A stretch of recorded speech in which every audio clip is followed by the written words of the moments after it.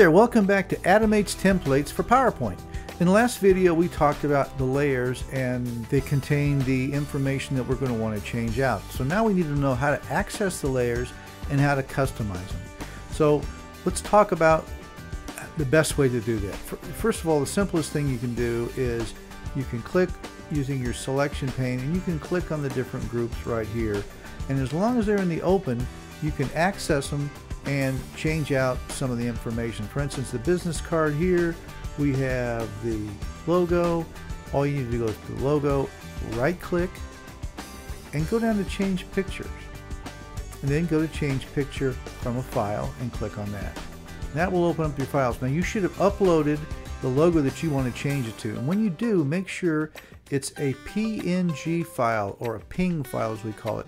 Reason being is a PNG file has a transparent background, so that'll mean your logo won't interfere with the background that you're laying it upon. So we're going to click on this one, which happens to be a dog, and we're going to insert it. And see what I'm saying? Now it matches the background and it fits right into the space that you've allocated for your logo. You can also change out the logo simply by double clicking if it's in the open like this.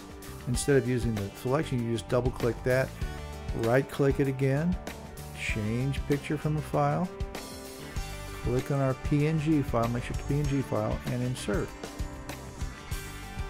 Now also, if we want to change out our name and contact information, you can either use the selection pane again, and you can either click on it that way, or you can double click it again. And when you click on the type, then you'll see up here is where you can work with your font. You can change the font face. Right now we're using Hover Standard. If you go to a different font, like for instance this one, you can change the font. You can change if you want it bold, or if you want it underline, if you want it italicized. All that happens right here. If you want to change out the color, you can click here and you can go with a different color. Or you can go to the more colors and it just gives you a wider spectrum of colors you can choose from. So that's how you change a logo and the type on the panes that you can see. But if there's a hidden pane like this one back here, you can't get to him because this pane's in the foreground. So what you're going to want to do in this case is go back up to Arrange and click on Reorder Overlapping Objects. And now all the layers are on really simple planes.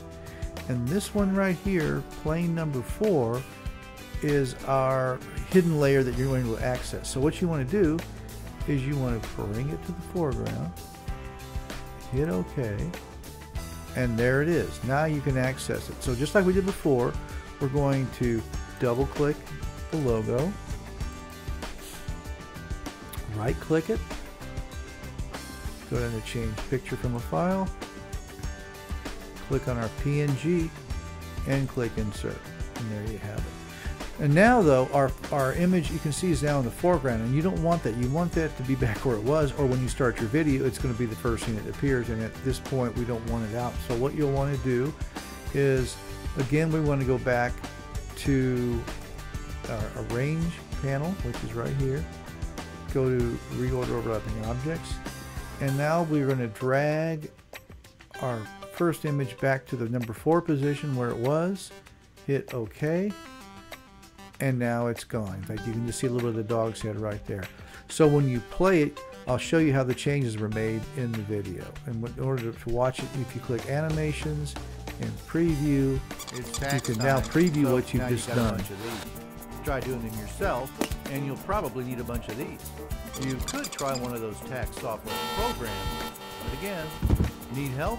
We're tax experts who'll save you time, money, and headaches. We know all the latest tax codes to help you maximize your deductions and maximize your refunds, or minimize your tax payment if required. So pitch the aspirin, pick up the phone, or visit our site. Then relax. We'll take it from here. Okay, so you can see how easy it is to change out the logo and some of the type information. You also may have noticed that some of the items don't appear to be at the right timing. They are either appearing too late or they're leaving too soon. And that can easily be fixed by changing out the timing in the animation. In order to do that, you need to use the animation pane, and I will teach you how to do that in the next video.